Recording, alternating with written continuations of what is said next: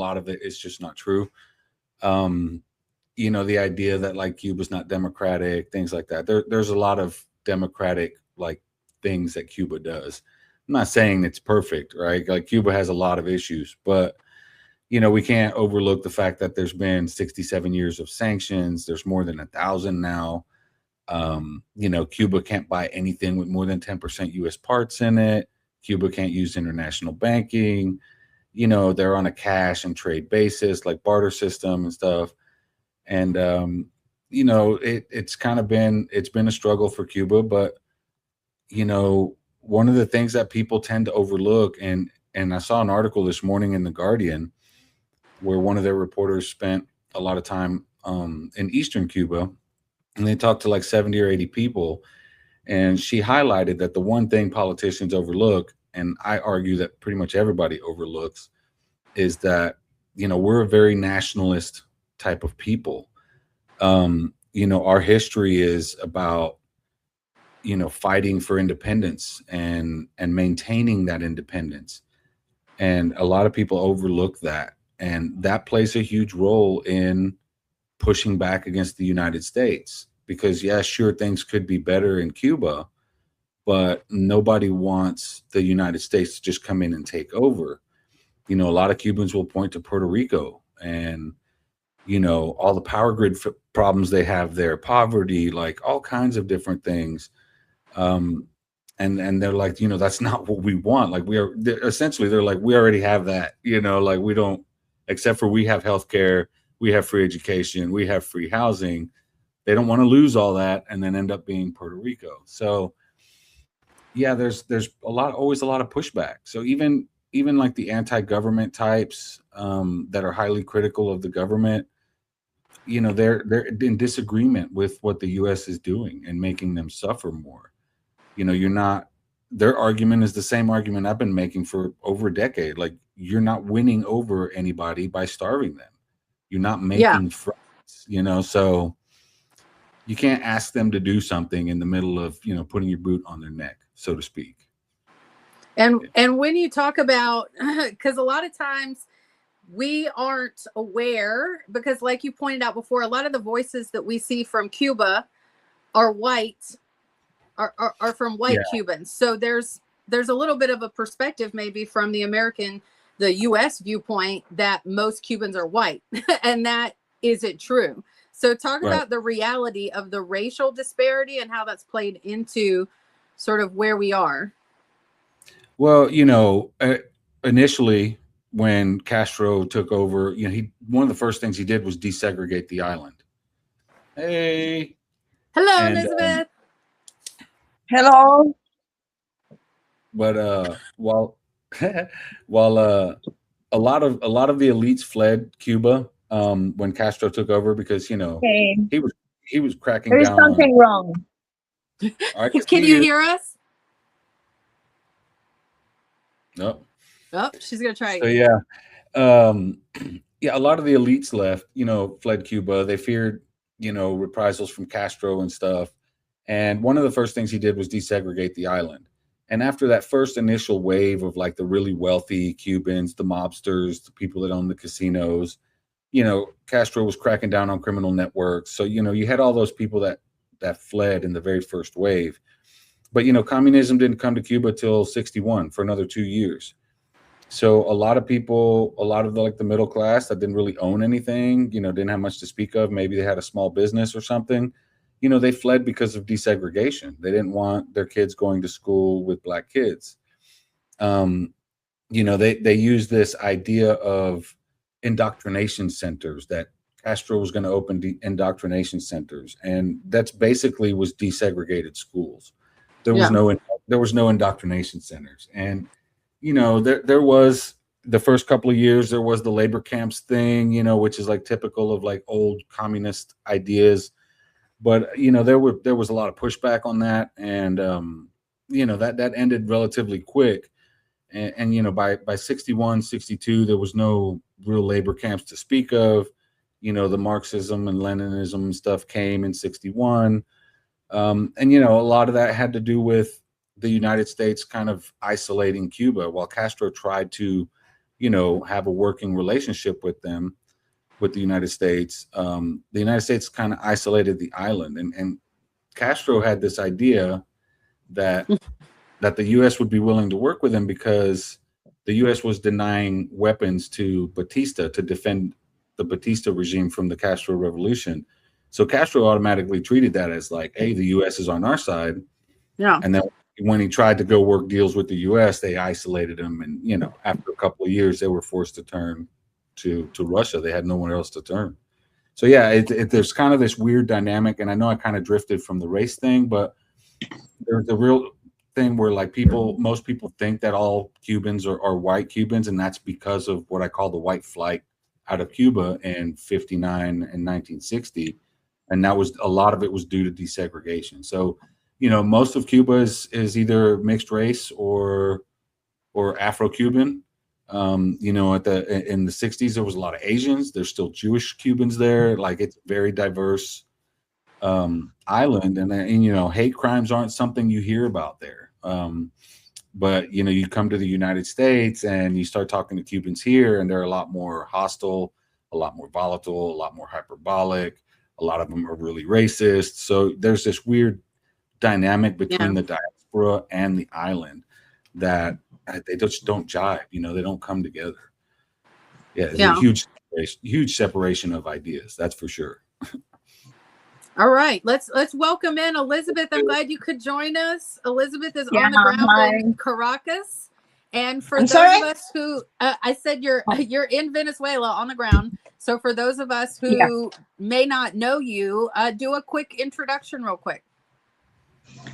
Okay, well, I'm a retired professor at Caracas at the main university of the country. I'm still researching, but not teaching. And well, it doesn't matter my profession. It matters that I get here in Substack to like tell people what it is to live here, what's actually Venezuela. Yes. Outside propaganda.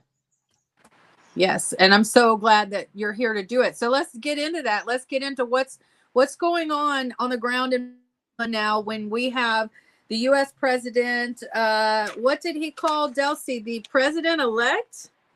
Yeah, let's talk about that. Yeah, and the legitimate government, Yeah. So, it's very funny because, all those journalists in Miami and Spain are kind of crazy trying to explain that he said that, but he didn't mean that. And, it's like what he meant was that whatever the crazy explanation they want, because they just can't accept what's happening. It's not like I trust anything, but the fact is that we are opening consulates each side, like in the States and here, like some time ago, like a month ago, they already opened the embassy here. And I know that they have to do that because they will be having most or more U.S. citizens here. Many of them, in businesses. Many of them are like tourists. So they need the embassy open. And they cannot open it if we don't do that the same in the United States. I'm very, very clear. But you don't open embassy in a country where you don't accept the government. Right. So that's a fact. I don't care why he's doing it, but that's a fact. No, yeah. And, they normalize relationship with the current government. Yeah, absolutely. Now it's all totally normalized. And if you see the thing, like trying to be objective, they came here, you know. Yeah. I mean, Yep. South Command Chief and Energy Secretary and Yeah. a lot of like people from the government they came here. We didn't went there, you know. They came Right. here because they need something from us, and yes, they are having it, but we never said ever that we didn't want to make business with the United States. Yeah. You know, it was Trump. He's the one that, you know, decided that the oil businesses was closed for them. I mean, our oil business, and they did everything that, you know, for us to crawl and beg them, and we didn't, because with the help of Russia, China, Iran, we just start like again extracting our oil, refining our oil to gasoline.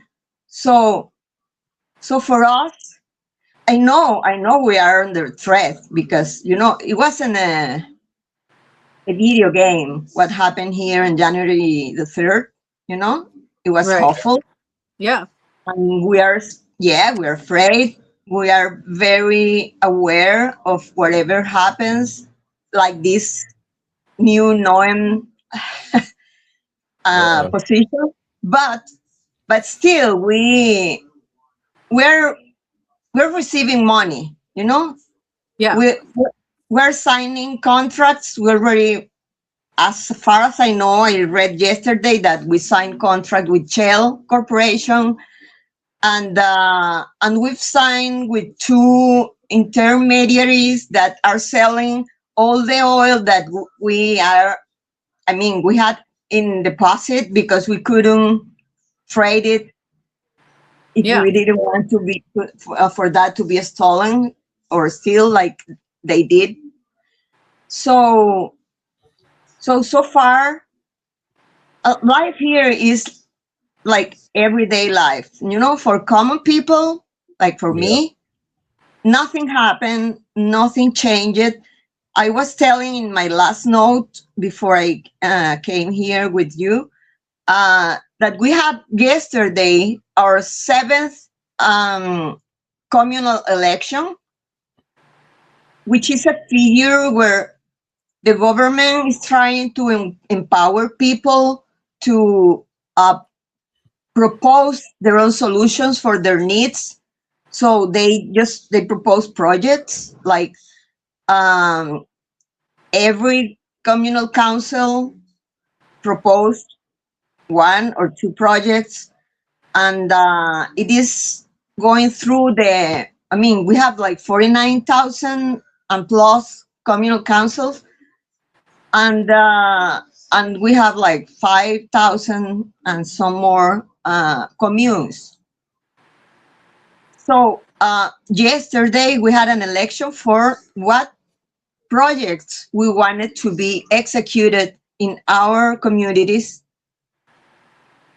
and it's going to be executed. Oh, they have been executed What kind of by the projects? What kind of projects are these, like infrastructure projects, or like what the would be an example of them? any kind of project. If a community decides in a communal meeting, you know, that they need like a pump for water for the neighborhood because the one that's working is working badly and they don't have water like every day or whatever. So that's what they propose. But it can be that, it can be improving like the houses of the neighborhood. In the case of poor neighborhoods, sometimes they need the ceilings need reparations because here it rains a lot. So you need to have a good ceiling. Or if you have a community where people are trying to start like a communal business. Okay, they decide that they are gonna, I don't know, it depends on the place. If it is on the rural areas, they might think that they want to produce carrots and whatever produce they think they can do. So that's their project. Or maybe they need a bridge because they have a river and the bridge broke, and then they have problems with that. The thing is that communities decide what they need. It's Yeah. not decided above, it's like in a regular This is government. sounding very attractive right now. Yeah. So Trying this to is find the the flaw in this plan. yeah, this is the seventh time that we have this kind of election, which are local elections, and they have been very helpful for the communities and Yeah. people. You know what they do? I mean they, because in middle class neighborhoods, we don't execute, with our hands the project. Yeah. Yeah. There in poor neighborhoods, they do. It's like the government cannot, like, say this company will execute your project. No, it's not how it works. They give the money, Yeah. and then the community, if they can, they do it by themselves. So they just buy the materials or tools they need, and the community pay So you to mean the local senator doesn't have a nephew who automatically gets a giant government contract where all no. that money goes, and he has a Tesla, Yeah, but somehow the project isn't done. yeah, the money goes directly to the commune or the Yeah. council, and then they decide who executes it. If they need to hire engineers, they do, but they try always to use their labor, Yeah. their own people, because it's like the money stays, not only the result, but the money is staying Yes. in the community. So well, that's what we call the communal government. So we have two parallel governments, no? The Yeah. regular one like yours with governor and president, governor, and mayor, and all that bureaucracy. And then we have the communal government, Oh, who wow. work How like does in the security factor into that? Because we know that there's been action taken in Ecuador, which isn't exactly your neighbor, but nearby there, and their justification is cartels. So in Venezuela, what does the security force look like in terms of police, local police, military, stuff like that? And then how do you handle cartel activity when it does occur? Yeah, we haven't had cartel activity in most of the country for years, Yeah. On the coast, there are some people, that still take like a few shipments to the islands. Okay. Yeah. And even those are controlled by the army, usually. Okay. And then they just destroy the drugs. But in general, the security, it's very good in Venezuela. Actually, the last 25 years, the relationship between the people and military or police is very good, because what Chavez did is, first, he decided that if we are a peace country, we won't spend a lot of money in an army which is be in the, bases, just waiting for a war that never comes, That or sounds familiar. Yeah. or securing the borders. So they are starting to put the military to help people. They were building bridges to communities. They were like pavimenting streets. They even helped to bring food to the communities, to open markets, and the same with the police. So it established a relationship between the people and the armed forces. So we now are very confident with them around, if they are. Okay, if ever they are around, we feel safe. Before, in the past, we felt threatened every Yeah. time there was a police nearby or a soldier, and that's been very different. And that was all Chavez. Chavez, he decided things like this. For example, inside the military, he stopped the bullying.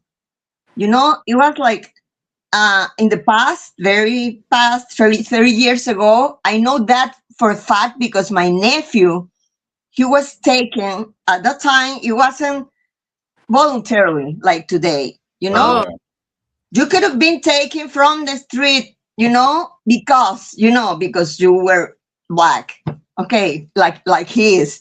So I mean, my nephew, he tells me that it was awful, the treatment that the new soldiers received from the upper ranks, yeah. and it became like very normalized. So they were just like accepting it, and because later I will do the same to the next one, and it wasn't like a revenge culture.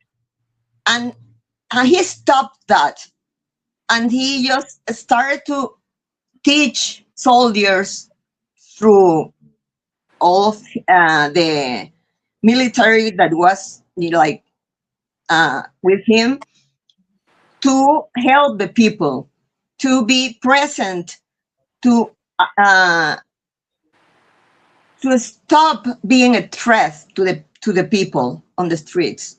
Yeah. And that allowed them to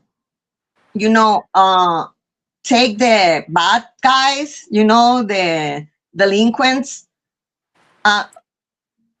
easily, because people would say, okay, you need to go there to take this,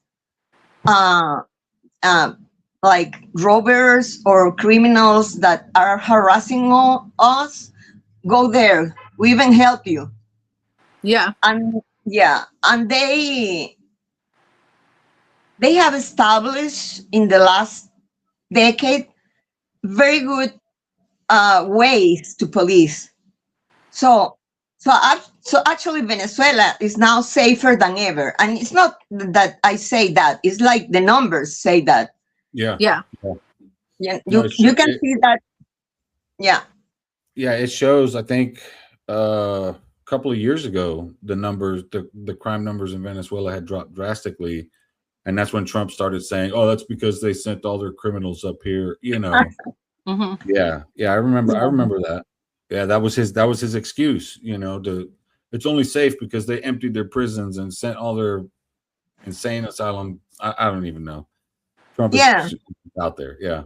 Yeah, and they've been coming back, for the last 4 years, and still very safe. So that's Yeah. cool. Yeah, because we didn't choose the ones that came. Right. They were. Right. Yeah, we just send planes, and they put whoever they want in the plane. So they should be putting the worst of the worst in those Yeah. planes to Yes. them to come back here, and we're still very safe. Well, So- I wanted to ask you about that too, because I know we had talked about a few weeks ago the amount of people that have been coming back being deported from the U.S. and how they were being received in Venezuela. Since last month, have you seen more people, or has been the flow been pretty steady? And what's happening to those people when they are deported from the U.S. and land in Venezuela, particularly those who don't really have family there? Okay. Well, most of them have family here, because that's the way it works when you have migrations because of economical poor situations. Mm-hmm. Not everybody goes there. No, it's like just some go there because it's cheaper to live here and they send money. No, it's something around it. Sometimes somehow they realize that they weren't able to send money because it barely was good for them. They were not having like the American dream. But the thing is that we have like, it depends on the United States. We have like, we send our flights, our airline flights that only can go to the United States to look for Venezuelans. We are not allowed to like send tourists there or anything like that. They just sanction that too. But we have a special permission to do this. We send like once or twice a week, depending on the numbers of Venezuelans that they want to be deported. And then, so they are here received by Diosdado Cabello directly, the Minister of Interior, we call it here. And from there, they first are going to have checked, they are checked for health. Okay. First of all, they need to know how is their health, if they have been tortured or not, because they need to like report that to international organizations if they need to. And they check for the how do you call that? If they had committed crimes here before they went there. Right. Because if usually it's a very few, but in each plane maybe will come 2 or 3 criminals, which had like pending trials here, that had a warrant, but they flew because of that. And okay, so then they are taken to the police, and those trials start, and the rest they are being taken care of until they find their families. And when the government knows where to send them, they do. The government finish its job when they go to the house of the mother or the wife or whoever, and they say, here is your son. Okay. Sometimes they go to the airport to receive their families. Sometimes because not every time they know, because what happens frequently is that the US sends a list, like let's say 200 Venezuelans, and then what the ones who come are not the same, or some are the same, but there are less of them. So not always the families are able to receive their sons or brothers or whatever it is. And sometimes they don't have the money to come here to look for them. So either the government pays them to come and takes them there where they live, or they just send the person who came. But they are usually very well taken care of. You know, it's like we have ads like every day on the social network, on TV, telling Venezuelans outside, especially the U.S., that they are welcome, they are our sons, that we need them here, so they feel free to even deportate themselves, which some have done that. Yeah, it's there now are happening things like the sister of my best friend. She's from the opposition. She lives now in Uruguay, but before she was in the States, and she is planning to come back. And she now tells her sister, "I'm almost Chavez now." Wow! Look at that. Yeah. So when we look at the global, like if we zoom out and look at the global picture, I feel like you said something the other day when we spoke that now that Trump seems to have gotten himself into a pickle with Iran, now we are friends with Venezuela. Oh, we're gonna give you, we're gonna call your president. We're gonna give you all this deference because now we're in a situation with oil where Iran has held these purse strings for so long, but now we're going to start playing nice with Venezuela? Yes, actually, I was reading an article from one of our legislators, and he said something that clicked on me because it's what I think. It's like when you are in this kind of asymmetric war, you cannot win with bombs. We are not Iran. Right. We don't have that. Okay. Yeah. We could win on the ground war. Yeah. We have the people trained. We have a difficult terrain, but the kind of war that they, put on our faces, we cannot do with arms. So this guy said that in that kind of war, you have to create an special advantage. So if you do that, the one who is attacking you, he will suffer almost as much as you if they try to destabilize us. It's like at this moment they are treating us very well, not because they love us, okay, but because they need us. Yes. And we did that. It's like, oh, you want our oil?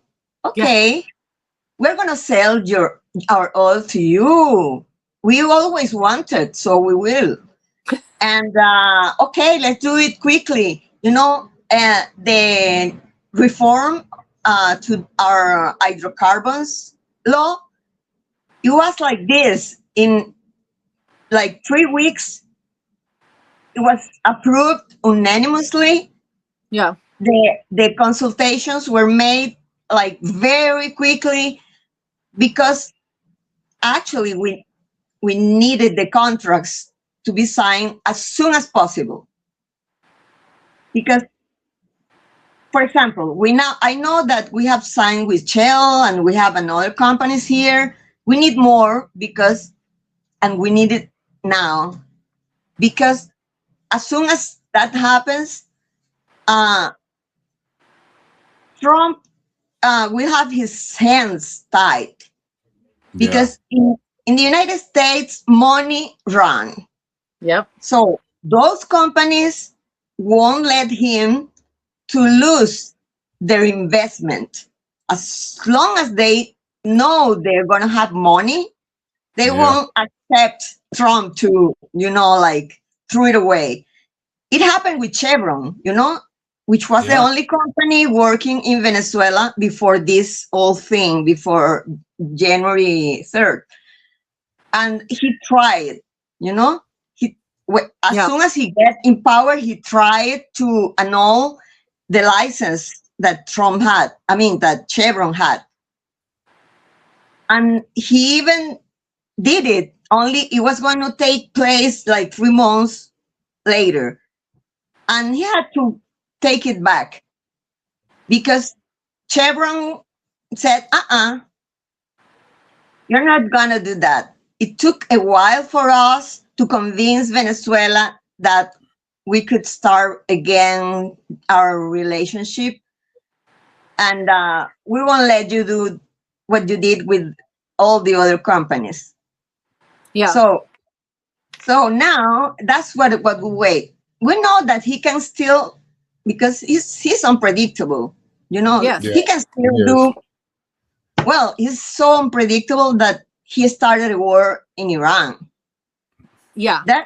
No, I don't think any advisor, any good advisor said that she should have done that, and he did. So we're not safe at all. Yeah. We know that. Well, I wanted to talk about the connection between, because Trump is so unstable, and because there's such a lack of predictability from his regime, that countries are starting to work around us to establish connections. And Venezuela provided internet to Cuba. You've got China sending solar panels to Cuba. Arturo, what are people now? I'm not saying that Cubans ever were in a position that they were fully trusting the U.S. government, because I don't think that's ever been really a thing. But if it were me, I feel like I'd be a point where I'm just about fed up and done entirely with the entire U.S. bullshit. So what's the general feeling from Cubans about the position they find themselves in, and any type of ongoing relationship with the U.S.? Well, most Cubans are really frustrated, angry, with the United States. Like I said earlier, it's a very nationalist island. They take a lot of pride in their independence. So, they're not thrilled about being forced into this, dynamic where the U.S. has control over everything. But, like Venezuela, supposedly, Donald Trump has a deal on the table, right? That's economic focused, that would, open Cuba up for travelers, probably have a resort of his or something built there, right? That kind of stuff. It doesn't sound like he's really asking for much. And again, I think, like Venezuela, he wants to be able to say that he did something, positive. So while, in the US, we portray the deal with Venezuela almost like we own it, right? Like we're making all the decisions for the country, and like there isn't 30 million people there. Right. They're essentially treating Cuba the same way. And, I see a lot of the reporting on cable news and stuff, and the only people they ever talk to are, the far right Cubans in Miami and, at Versailles, that cafeteria, that restaurant where all the hardliner Cubans hang out. That's where they go, and that's who they talk to. You don't see them going to the island and talking to the, mostly non-white population there. I was surprised to see that Guardian report be so candid about, the truth that, Cubans are really angry about this situation. And aside from not winning anybody over by trying to starve them, China is becoming even more popular by giving Cubans solar panels and trying to, supplement the grid. During the day, solar panels provide up to like around 38% of Cuba's electricity. They don't have storage for it, but during the day, peak hours, it operates pretty well. And the grid is starting to see signs of life, the 20-hour blackouts, or maybe 16 hours. But, they're getting by. And, again, it's like you said, it's just frustrating. They're just kind of sick of this shit with the United States. And every time they find some sort of a workaround to some sanctions, or something like that, the U.S. comes along and hinders that. So, for example, a couple of weeks ago, the United States announced that they were going to allow the resale of Venezuelan oil to Cuba. And it was only going to be to private businesses, which, 51% of Cuba's economy operates on private businesses. But then 2 days later, they tell those Cuban businesses, you can't use Cuban banks. That's the only banks these businesses have access to. Yeah. Cuba doesn't have access to international banking. It's not like they can just open an account at Chase, from Cuba. So again, the U.S. wants to make itself look like it's doing something right. And the media helped with that. They're going to let them resell the oil. But then when the little restriction about not being able to use Cuban banks came along, no one said anything about that. So yeah, I mean, what does that really accomplish? You put sanctions on a country where you can't sell anything to the government, but the government administers their healthcare system, their housing system, their education system. So by default, you're crippling all these things. You're crippling the food production capacity. You're crippling being able to transport food from one side of the island to the other. So yeah, it's this weird duplicitous thing where you only hear the good parts of what the United States is doing, but then you don't hear about the bad parts that go along with it. So, when they say that food and medicine aren't subject to sanctions, that's not necessarily true. When, the United States lists all pharmaceutical compounds as industrial chemicals, which are along the same lines as, poison and stuff. So you can't sell industrial chemicals to Cuba. It means you can't sell medicine to Cuba. When it comes to food, same thing. If it's produced or manufactured in the United States, it's sanctioned. People and what are the restrictions on? Because this really blew me away and showed my privilege and ignorance. Because when another friend talked about their family being in pretty dire straits in Cuba, I said, oh my God, what can we do to help? Can we start a GoFundMe? And she laughed. It was like, well, no, because we can't send the money. So what are all the restrictions? Let's say you had a loved one in Cuba and you wanted to send them something. What are all the restrictions? For me to send money to Cuba, I would have to do it through a third party. And tip right now, I think there's only 1 or 2 countries that are offering that type of a service, and it has to go through Spain. During Trump's first administration, he put a restriction on remittances, because prior to that, we were able to send money Western Union. Once he put the restrictions on remittances, every Western Union on the island closed. So there was no way to send money. And even now, if you wanted to fly there and bring cash, even that could be a problem if you have a bunch of cash in your pocket at TSA and, Customs and Border Protection, and then you get to Cuba and you have a bunch of cash in your pocket. People are going to start asking questions why you have so much cash in your pocket. But, I mean, that could be problematic. Even if I were to fly to Cuba right now and say I wanted to bring a suitcase full of medicine, it's limited to 22 pounds or $800. After that, I have to apply for a license from the Department of Commerce to be able to bring medicines to the island. So there's these weird restrictions, and if somebody, say Pfizer, decides, you know what, screw these sanctions, we're going to send medicine down there, and they pack up a boat and they send it down there. They're going to get sanctioned like crazy. They're going to have to pay these huge fines. And then whoever owns that boat can't dock in the United States for 6 months. And that's how it is. Any boat that delivers anything to Cuba can't dock in the United States for 6 months. So who is going to try to skirt sanctions and then risk losing all that money from not being able to dock in the United States? That's why recently you've been hearing a lot about shadow fleets. And the U.S. classifies these as shadow fleets, but they're not really. They throw off their location on purpose so they don't get caught, because the U.S. will try to sanction them or seize the ship or whatever. But for the most part, they're not really shadow fleets. They're just not allowed to dock in the U.S. because they travel from South America to Cuba and back and forth, or Iran or Russia or China. And those ships, you have certain ships that don't necessarily want to dock in the United States. They do business in Africa. They do business, different parts of the world. So they'll come to Cuba, bring some stuff, and then, go back to their side to do what they do. But, Cuba has these barter agreements, like with the ALBA TCP, with Venezuela, where, you trade, you can trade resources for stuff. And Venezuela, through the ALBA TCP, Venezuela was sending so much aid to Cuba. It's just incredible. But then, when it comes to the barter system, like one of the things, the commercial agreements that Mexico has with Cuba is they send oil, Cuba sends back aggregate material for, the Maya train, the train that goes from northern Mexico to southern Mexico.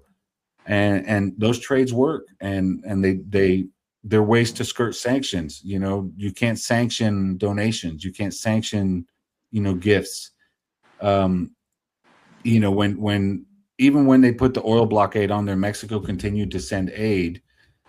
If the United States tried to sanction Mexico for sending aid, obviously the United Nations and the rest of the world is going to be up in arms. Like, what do you mean? You're literally trying to starve these people.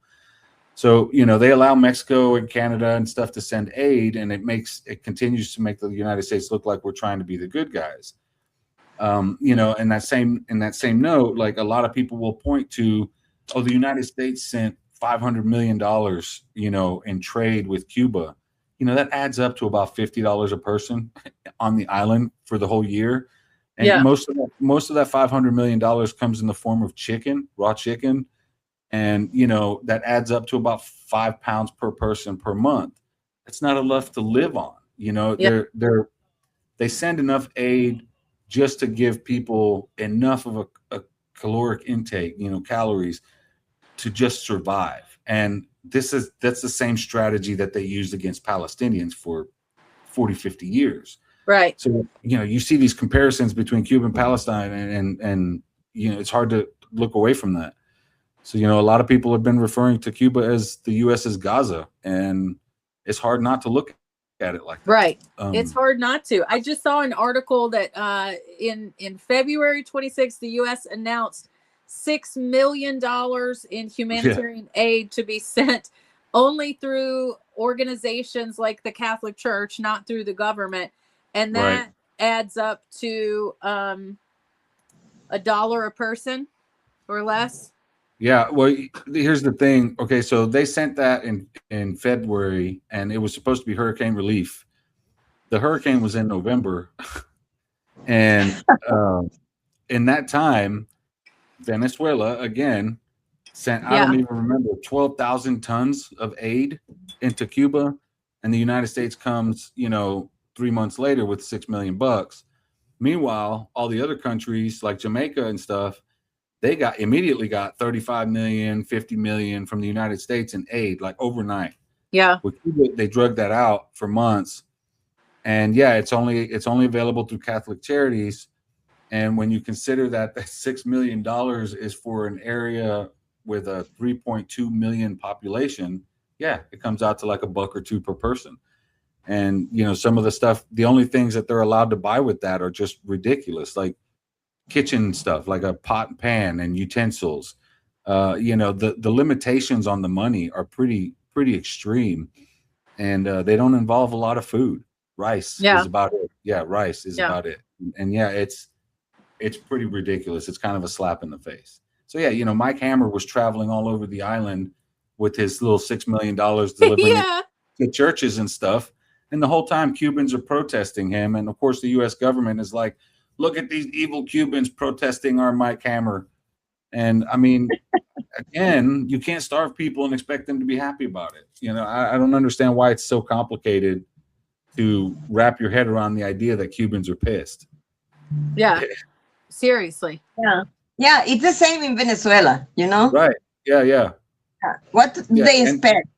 They want us to be very happy. No, we're not. We're not. There's a report that came out a few months ago, and a lot of people have been referring to it recently in the last week or so because of Iran. and it has to do with U.S. sanctions. And for the last 50 years, they checked for the last 50 years, U.S. sanctions have killed 38 million people. It averages somewhere between 500,000 and 600,000 people a year.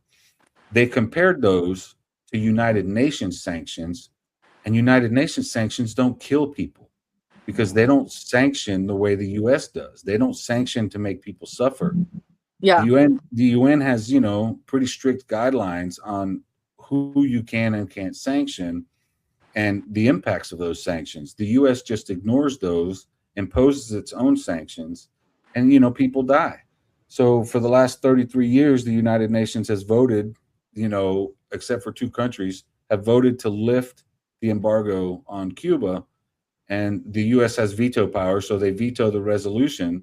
But the only other country that ever votes with the U.S. consistently is Israel. And these are the same 2 countries who refuse to sign on to, food being a human right. Yeah. Yeah, and now Milei, because he's like that. Right. Recently we saw Ukraine sign on to it too, because Ukraine is dependent on the U.S. for weapons. And if that doesn't tell you that this is all political, nothing will. Yeah. Ukraine signed on with the U.S. to veto the resolution only for political reasons.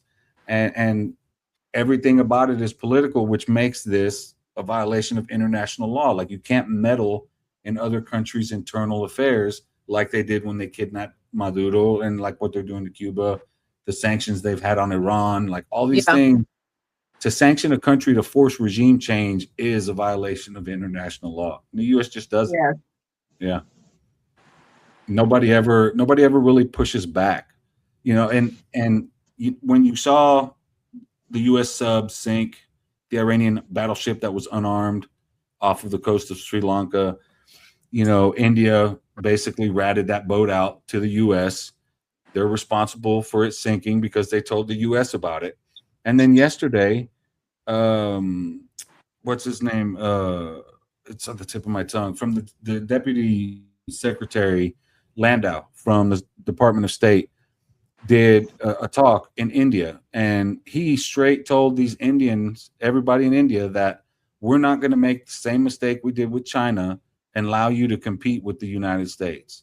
And I'm like, what kind of an ally is that? Like, they're saying all these things out loud, and the incompetence of this, I say this all the time, the incompetence of this administration is exposing what the United States does to other countries all over the place.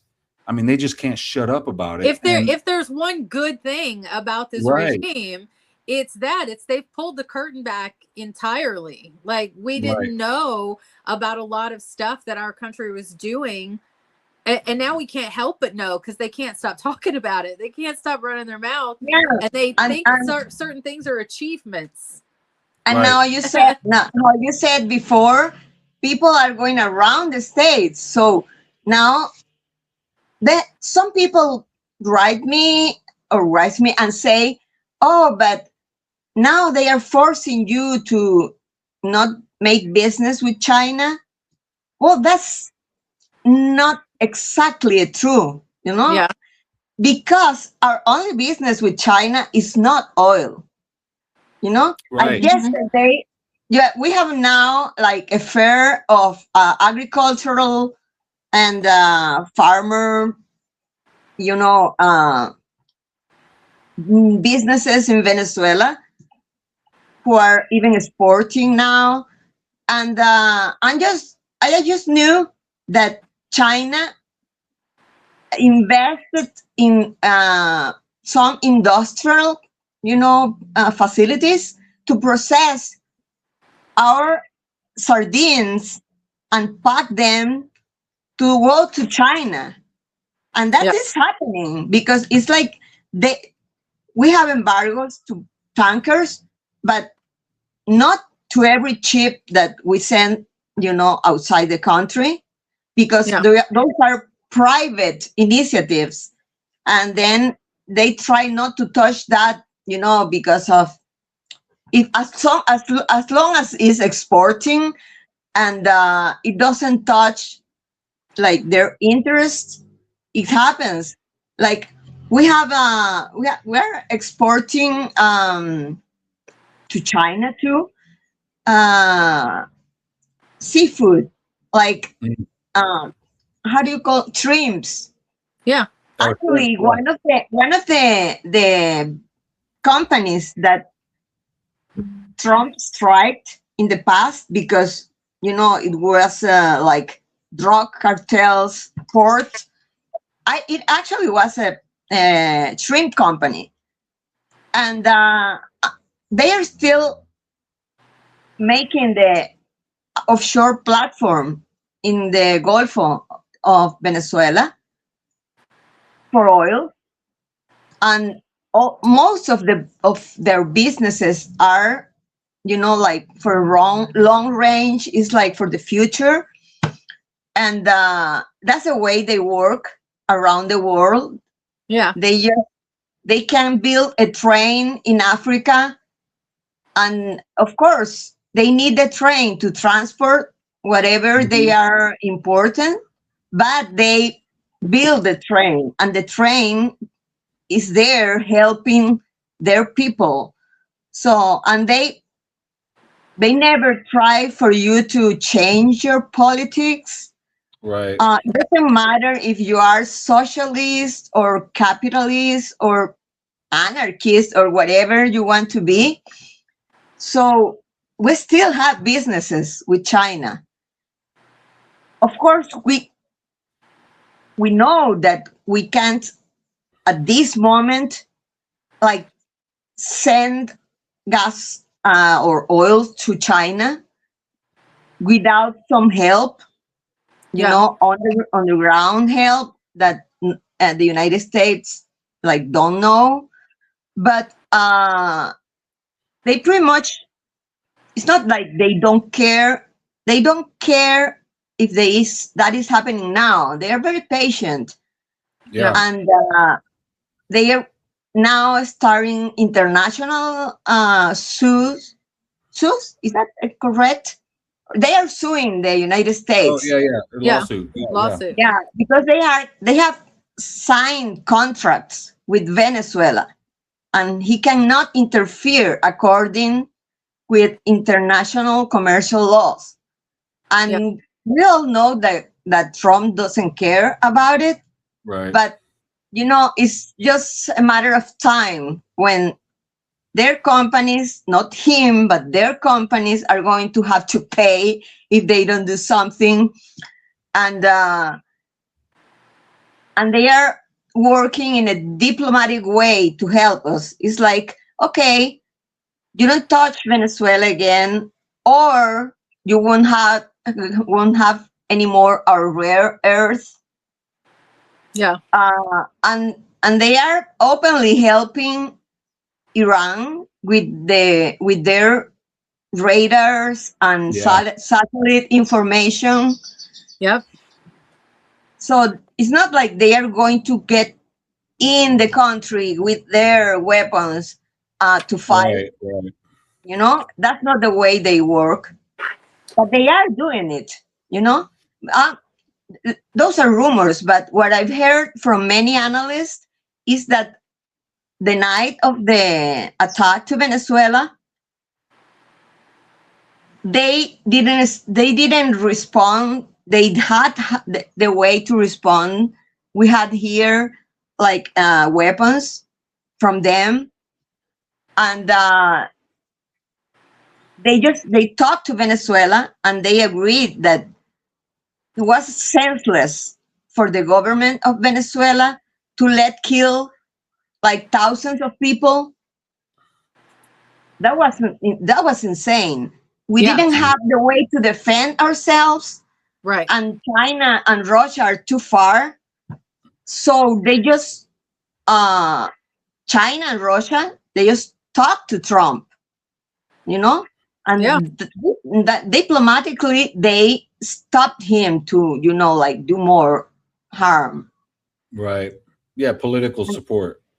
and Yeah. and of course that's something like underground. Usually those agreements, we don't know Yeah. about them like obviously open in the open, years later, like the crisis of the missiles, where never knew at the time that they, had to take out the bases from Turkey.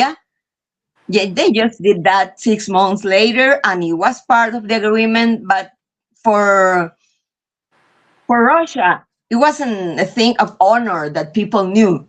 Okay, they just wanted the bases out. Yeah. And it's the same here. There are agreements and there are things happening, and even though he tries to project this tough image, we just let him, because who cares? It's like, just say whatever. You can say that Delcy is doing what you say and you are the one governing here. We know that she doesn't, because she's doing here things that you don't like, and That's true. and you don't stop her. You just can't. Even though he thinks, I don't know. I don't think he thinks. I think he says. Yeah. Because right. he has people there that they're magas. I mean, his magas that he tells. It's like the same with this Kristi Noem thing. Oh, Yeah, because it's like the way they did. For me, it's not a coincidence that the one who put Kristi Noem in a spot at the congressman hearing was a Republican. That was the plan. They made an excuse for her to be changed to other position, but they already had planned to do that a year in advance. She had already met with different presidents of Latin America. So, as Arturo said, that's a promotion. Yeah, it's a promotion. But they do that the way that any group, interpret the thing their way. It's like MAGA say, oh, she was promoted. So Democrats say, oh, she was fired. Yeah. And everybody believes what they want to believe. Yes. Yeah, everybody, because it was embarrassing how it happened. She was at the podium doing a press conference. Right. The media found out. I mean, that happened to somebody else during the first term. The media knew that she was being, moved out of DHS before she did. But it was like, by the time I got done trying to look it up to see any details, there was already. She was going to be special envoy to the Shield of the Americas. The Shield of the Americas, because Marvel's taking over our government there. Everybody keeps saying that about the comic books. That's so funny. But no. And we are the Americas that will be suffering it, or her. Yeah. Yes, right. They changed it to it's the American what is it? Counter Cartel Coalition. Yeah. After the initial meeting, that there's a little 1-page thing with like 3 little bullet points that every leader signed on to, and there's not really a lot of details about what that's going to entail, but it's obvious to me that the U.S. wants to put military bases in Latin America, and they found enough people to let them do that. Right. So exactly. They didn't invite Brazil, the biggest economy. They didn't invite Colombia, the 4th biggest economy. They didn't invite Mexico. Mexico's the U.S.'s biggest trading partner, right? Yeah. And then Venezuela wasn't invited, but I guess the Venezuelan government signed on to this America's Counter Cartel Coalition after the event. And I can't remember who else signed it. Paraguay, I can't remember. But yeah, there's a total of 17 countries, and I think it's this thing again, military bases. I think the little show of force in Ecuador had to do with the fact that the country voted against bringing U.S. military bases there. They had a referendum, and everybody voted against it. That doesn't mean the U.S. can't use Ecuadorian bases, and that's kind of what they're doing. In Yeah, and Colombia. the cartels are the excuse. Yeah. It's like, Yeah. and actually, Novoa, he needs help with the cartels because he's frank. His government so much that mafias just took Yeah. part of the country, and he doesn't want that. He can deal with drugs, and export them with his banana company, but he doesn't want the mafias, like competing with him or killing Yeah. people. He wants control. He Yeah. wants to control everything. Yeah. So I mean, that's what it seems like to me anyway. yeah. So the United States is helping them, but that's the excuse to be military presence there, which Yeah. is what they want. Yes.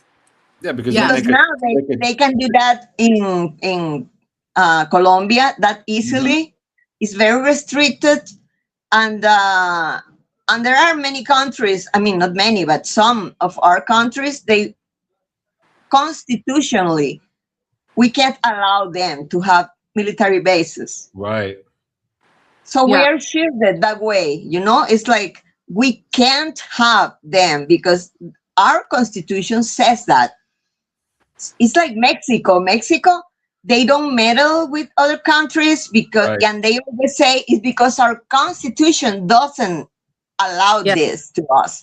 And that's Right. very good. When you can make a constitution that, does that for you and you don't have to make excuses, it's just what it is. Take it or leave it. Yeah, we don't have those laws in the U.S. to stop lawmakers in Congress or the president from meddling in other elections. And we saw it last year when Trump was endorsing people, and then he was threatening the populations of those countries with cutting off remittances and ending trade deals and economic deals. And essentially, everybody's talking about this rightward shift in Latin America, but it's manufactured, right? That they were held at gunpoint, essentially. And I see that in a lot of what like Venezuela's doing right now, like Elizabeth was saying. You don't want to, say what you want, whatever. We don't care, because in this environment, it's not one where you want to start any trouble with somebody like Donald Trump because he's so unpredictable and he's surrounded by volatile people like Hegseth and Kristi Noem, and these people are inherently violent people. You see Hegseth, who seems to enjoy the idea that he's killing people, with bombs and boats and in Iran and all this stuff. You see the same thing. You see the same thing with Noem, and with her doing this, Shield of the Americas thing. What she does is she's going to be a go-between between the State Department and the Department of Defense. And there's a reason those two are separate, because, you don't want to weaponize your foreign policy guy with the military guy. That's a conflict. Yeah. So she's going to be the fusion between the two. And I don't think Marco Rubio was being as tough as Trump wanted him to. So he's created this position. Since Marco won't give him the teeth that he wants, he's going to bring up his little bulldog to do it. Yeah. Yeah. I mean, he did have that blunder where he said that, we attacked Iran because Israel was going to anyway. Yeah. And that would have made us a target. And then the next day he tried to walk that back, and he was repeating Trump's words. And, he had that blunder. And I honestly think that if it wasn't for the disastrous hearing that Kristi Noem had, Rubio probably would have been the first to go because he exposed Trump and admitted to essentially every conspiracy theory on the internet right now. And that we're going to war for Israel. So that was a disaster. That was a disaster. All right. We've been over our hour. So I have something that I want each of you to do that's like an assignment for everybody that watches. So because we are unaware of a lot that goes on around the world, I want each of you to give your top recommended news source. And so for anybody watching, you may have to go behind a VPN to find these. So just bear that in mind. So each of you give, what is your top news source that you go to, that you trust, that tells the most accurate and full information about Cuba, about Venezuela, about Latin America, what's the news source that's your go-to? You know, that's a tough one because, you know, to get a full accurate type of thing, you kind of need to look around a little bit. But if you want to Venezuela, I would say Telesur. Telesur is good for a lot of Latin America. They might be a little bit slow. I mean, Latin America's big, so anything outside of Venezuela, Mexico, it might be a day late or a few hours late. But Telesur is really good. And then, you know, as far as news wires go, I lean on France 24 sometimes. And of course, you know, the AP and stuff, because, you know, our media outlets, as much trouble as they are, they still have access to a lot of things. So a lot of people will leak stuff to the New York Times, the Washington Post, so it's always good to like see what's being leaked, but then kind of ignore the narrative and go find a narrative from outside the U.S. Yeah. So yeah, France 24 is a good news wire, but aside from that, and France 24 covers, you know, all of Latin America too. But yeah, in Latin America, I would say Telesur TV. Yeah. Yeah. They have an I agree. I agree with Arturo. I look Telesur very much. As he says, it's very difficult. I know that Telesur is a socialist oriented, so you know it has its bias, and but mainly it talks about Telesur's, I mean, Latin American perspective. Okay. Right. Yeah. And you probably they can exaggerate some things, and yeah, you have to like be critical about it, but and of course they are very in favor of our government, which I am. So you know, I know we have a lot of problems. We've done things wrong. We still have some corruption, very less than in the past. But still, I think Telesur is a good one. I have some local analysts that I like Indira Urbaneja, which I think is a good analyst, and some analysts at the La Iguana TV, which is pro-government, but they have very good people there. And I like very much the Gray Zone. Blumenthal, for me, is very serious, very accurate. Yeah. Again, okay. I'm going to get biased. links from you guys, because when we send out the recap, I'm going to link to different news sources that people can go to, you know, directly to check out this information, because nowadays I feel like it's almost a luxury to not be paying attention. And we should all be dedicating a little bit of our time every day to looking at legit news sources. I look at ground news myself every day. I like the way it gives the bias leaning of every article, and it gives you your blind spot. So I can see, you know, it knows that I lean left. So my blind spot is what right-leaning sources are reporting that we may not be seeing. So that's always super valuable to let me see. You always want to know what the other side is saying, you know? Yeah, that's the thing, because I watch CNN every day. Yeah. Because that's your bias in the United States, but I need to know what they're saying. Right, so it's the same. You already have a lot of right-wing bias, because for us, even Democrats are right. And so you need some, you know, like lefty. Communicators. We're behind the times on that. When AOC and Bernie Sanders are center left everywhere else. Yeah, we're way behind. We are way behind. We are. Yeah, especially AOC, because she's like a lot like a bot. You know, it's like we don't want the attack to Venezuela, but I don't like Maduro. We don't like the attack to Cuba, but you know, they're atrocious guy, and the same Right. with Iran. So I don't Yeah. like both. It's like Yes. when my husband comes to me and say, "Oh yeah, I'm sorry, but no, No. that's No, not but that is not the way it is." He's a I dead love man that walking. perspective.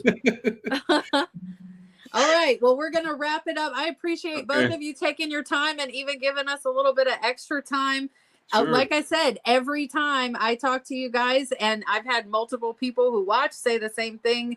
It's so educational. We come with a notebook and pencil and take notes, because we have to know this stuff to be proper voters. Educated voters, informed voters are powerful voters. So we have to know what's going on around the world to be able to vote on our representation here at home, so we don't hopefully get in this situation again. We have found ourselves in a mess and we have to get out of it. So education is one of the ways that we're gonna get out of this, is becoming informed. So I appreciate both of you so much. You're amazing. Same here. Well, Thank you for having I us on, thank guys. you very much. Yeah, I love these meetings. Next Me time too. we Yeah. have to talk about a topic that we didn't. It's our amnesty law. Oh, You know. yes. Yeah. So All right. I'm making a note for next time. Okay. yeah, we're gonna because talk about it. I'm pretty sure that for the next month, everybody who was supposed to be, amnestied will be. So Yeah. we can know numbers exactly. Oh, that'd be cool. Yeah. Okay. All right, you guys. Have a wonderful afternoon. Thank you so much. Thank you. Thank All you. right, bye-bye. Bye-bye. How do you do that?